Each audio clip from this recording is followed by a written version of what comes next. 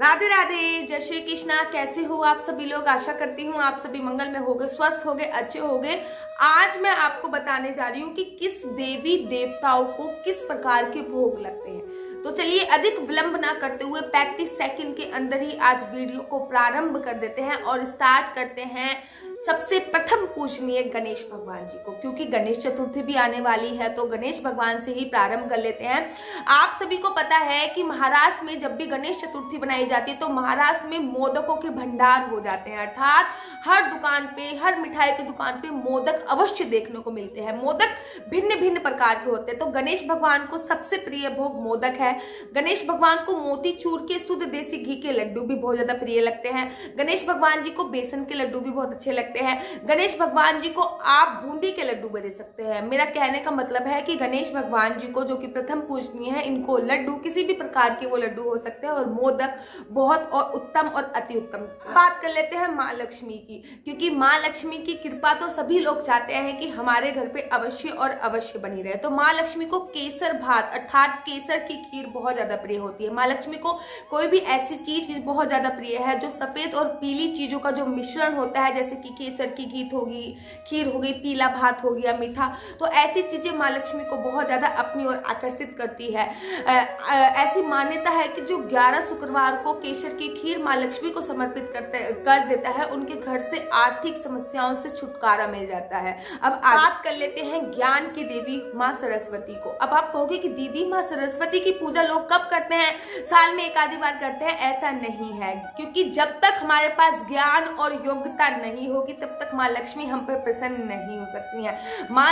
माँ सरस्वती जी को सफेद चीजें जैसे कि तिल के लड्डू हो गए, दूध हो गया, दही हो गया दही मक्खन, सफेद तिल के लड्डू और धान का लावा पसंद है।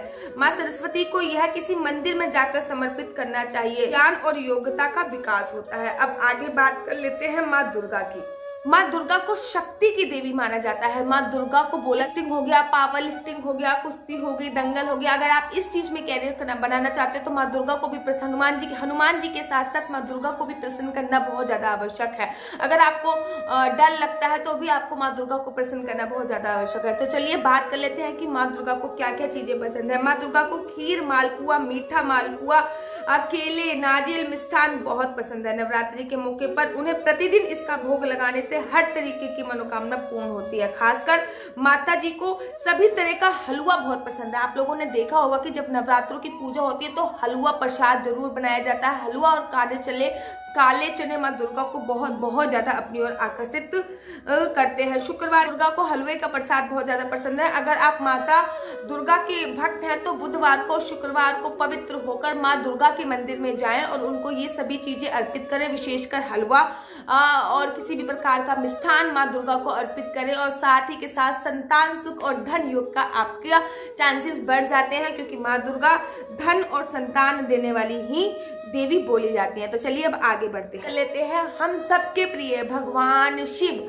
भगवान शिव को सबसे ज्यादा बेलपत्र प्रिय है। कहते हैं एक लोटा जल की धारा, भगवान शिव ऐसे हैं जो एक लोटे जल की धारा से प्रसन्न हो जाते हैं। और कहते हैं उन पे अगर बेलपत्र चढ़ा दिए जाए और बेलपत्र पे श्री लिखते हैं तो आपकी धन की चाह पूरी होती है। राम लिखते हैं तो आप भक्ति भाव बढ़ते हैं, आप पुत्र की प्राप्ति करते हैं और आप आज्ञाकारी पुत्र की आपकी चाह होती है। आपका वैवाहिक जीवन बहुत अच्छा होता है। और अगर हनुमान लिखते हैं तो भक्ति और शक्ति का समावेश उसमें मिलता है। तो भगवान शिव को एक लोटा जल और साथ ही के साथ बेल पत्र चढ़ाने बहुत ज्यादा आवश्यक है। और साथ ही के साथ भोले बाबा को दूध, दही, शहद, शक्कर, घी, जल धारा से स्नान कराकर भांग, धतूरा, गंध, चंदन, फूल, रोली, वस्त्र अर्पित किए जाते हैं। शिव जी को चरौंजी और मिश्री भी अर्पित की जाती है। श्रावण मास में शिव जी का उपवास करके उनको गुड़, चना, तरह चरौंजी के अलावा दूध अर्पित करने से सभी तरह की मनोकामना पूर्ण होती है। तो चलिए अब बात कर लेते हैं हम सबके प्रिय विष्णु भगवान की। चलो, विष्णु भगवान को मखानों की खीर और जो ड्राई फ्रूट्स की खीर होती है वो बहुत ज्यादा अपने तरफ आकर्षित करती है। आप रविवार के दिन और गुरुवार के दिन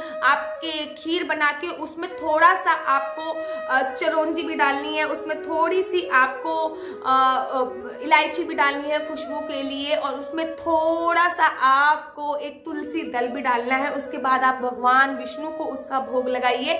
माँ लक्ष्मी और भगवान विष्णु को एक साथ भी उसका भोग लगा सकते हैं। इस पे आप पे भगवान विष्णु की कृपा सदैव और सदैव बनी है। भगवान राम को खीर, हलवा, केसर का भात और धनिये का भोग अत्यधिक पसंद है। भगवान राम को इसके अलावा कलाकंद, बर्फी, गुलाब जामुन भी बहुत ज्यादा पसंद है। अगर आप कभी भगवान राम को प्रसन्न करना चाहते हैं, क्योंकि सब कहते हैं अगर हमें पुत्र की प्राप्ति हो तो राम जैसे पुत्र की प्राप्ति हो, तो उसके लिए आपको भगवान राम को याद करना पड़ता है। अगर आप भगवान राम को पसंद करना चाहते हैं तो उनके लिए आप ये सब चीजें बना के उनको समर्पित कर सकते हैं, उनके नाम से समर्पित कर। भगवान श्री कृष्ण जी, भगवान श्री कृष्ण लड्डू गोपाल जी को माखन, मिश्री और तुलसी दल डला हुआ सारा ही भोजन बहुत ज्यादा प्रिय है, लेकिन विशेषकर वो माखन और मिश्री के बहुत ज्यादा शौकीन है। सुबह सुबह जब लड्डू गोपाल को उठाया भी जाता है ना, तो सबसे पहले माखन मिश्री उनके सामने रखी जाती है। माखन मिश्री भगवान लड्डू गोपाल को बहुत ज्यादा प्रिय है। इसके अलावा वो लड्डू, सिवई और हलवे का भी उनको भोग लगाया जाता है। अब आगे बात कर लेते हैं। एक बात का विशेष ध्यान रखिए कि भगवान श्री कृष्ण जी लड्डू गोपाल को जो भी भोग लगता है वो तुलसी दल डाल के ही लगता है। अब बात आगे कर लेते हैं। आगे आता है, लेते हैं भैरव भोग। भगवान भैरव को प्रसन्न करने के लिए रविवार के दिन इनके मंदिर में आपको जाना चाहिए। भैरव बाबा को प्रसन्न करने के लिए अमावस्या वाले दिन आप इनके मंदिर में 5 तरीके की मिठाई, हलवा, पूरी और मदिरा का जरूर आप इनको चढ़ा के आए। इससे आपके घर की जितनी भी नकारात्मक ऊर्जा होती है वो चली जाती है। 5 तरीके की मिठाई इनको समर्पित कीजिए और भैरव बाबा को अवश्य और अवश्य खुश कीजिए। तो ये मैंने आज आपको बताया कि किन किन देवी देवताओं को किस प्रकार के भोग प्रिय होते हैं। आशा करती हूँ कि आपको मेरी वीडियो पसंद आती होगी। अगर आपको मेरी वीडियो पसंद आती है तो आप अपना YouTube चैनल हरि बोल को लाइक, शेयर, सब्सक्राइब करना बिल्कुल भी मत भूलिए। तब तक के लिए मुझे दीजिए इजाजत। राधे राधे, जय श्री कृष्णा, हरि बोल।